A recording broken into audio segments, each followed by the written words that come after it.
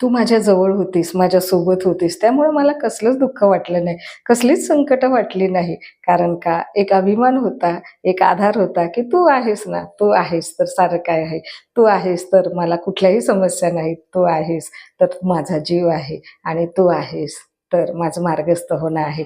या तुझ्या प्रेमाच्या ताकदीमध्ये, या तुझ्या साथीमध्ये तू मला लपेटून ठेवलंस आणि इतकं सुखावलं, इतकं प्रेम भरभरून दिलं, की मी या संकटांना सहजपणे सामोरं जायला लागलो. असं वाटायला लागलं, की हे जग सारं काही माझं आहे. हे चैतन्य, ही नवनिर्मिती, ही सारी काही माझी आहे. ती मिळाली मला तुझ्यामुळं, तुझ्या या प्रेमामुळं. तुझ्या प्रेमातली ताकद मला फार पुढं घेऊन आली.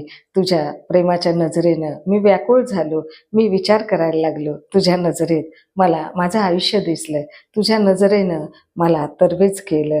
संकटांना सामोरं जायला, दुःखांना सामोरं जायला